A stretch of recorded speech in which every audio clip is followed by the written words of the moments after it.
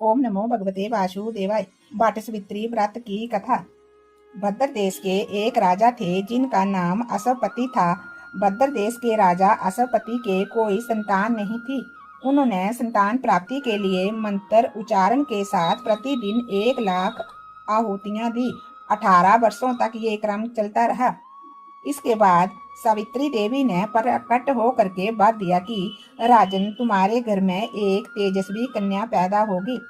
सावित्री देवी की कृपा से जन्म लेने वाली लड़की का नाम भी सावित्री ही रखा गया। कन्या बड़ी होकर के बेहद रूपवान हुई। योग्य वर न मिलने की वजह से सावित्री के पिता दुखी थे। उन्होंने कन्या को स्वयं वर तलाशने भेजा। सावित्री तपोवन में भटकने लगी। वहां सालव देश के राजा दुमतसेन रहते थे।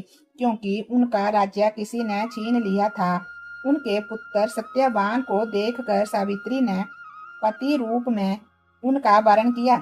ऋषि राज नारद को जब ये बात का पता चला तो वह राजा असवपति के पास पहुंचे और कहा कि हे राजन, ये क्या कर रहे हैं?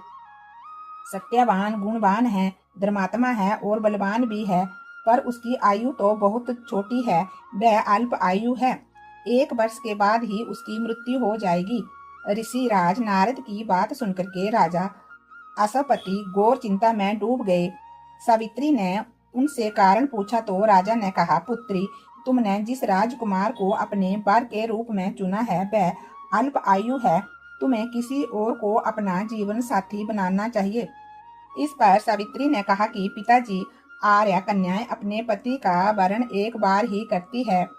राजा 1 बार ही आज्ञा देता है और पंडित 1 बार ही प्रतिज्ञा करते हैं और कन्यादान भी 1 बार ही किया जाता है।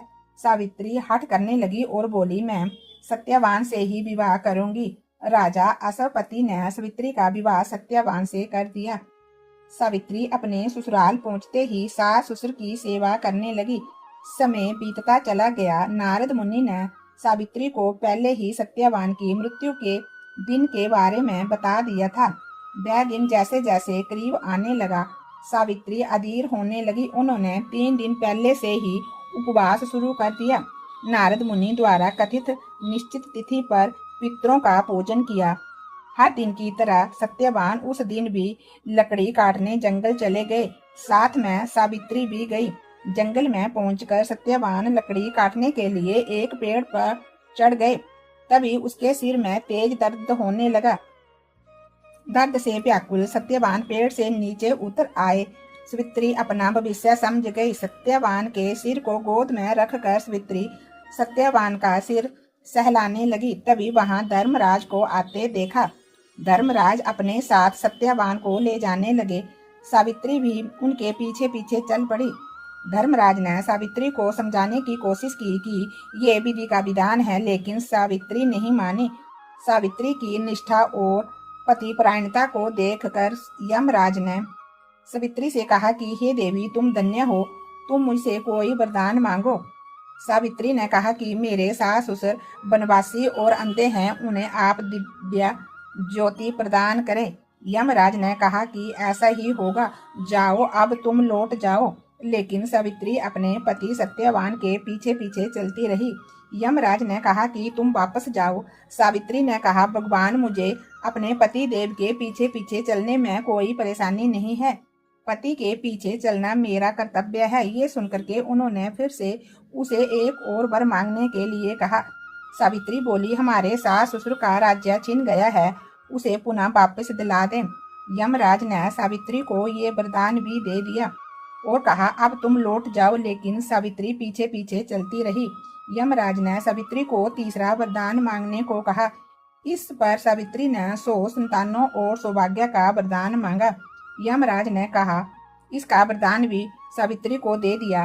सावित्री ने यमराज से कहा कि प्रभु, मैं एक पतिव्रता पत्नी हूँ और आपने मुझे पुत्रवती होने का आशीर्वाद दिया है। ये सुनकर के यमराज को सत्यवान के प्राण छोड़ने पड़े। यमराज सत्यवान के प्राणों को छोड़ करके अंतर्ध्यान हो गए और सावित्री उसी वट वृक्ष के पास आ गई जहां उसके पति का मृत शरीर पड़ा था। सत्यवान जीवित हो गया और दोनों खुशी खुशी अपने राज्य की ओर चल पड़े। दोनों जब घर पहुंचे तो देखा कि माता पिता को दिव्य ज्योति प्रदान हो गई है। इस प्रकार सावित्री सत्यवान चिरकाल तक राज्य सुख भोगते रहे। अंत में पतिव्रता सावित्री के अनुरूप ही प्रथम अपने सास ससुर का उचित पूजन करने के साथ ही अन्य विधियों को प्रारंभ करें।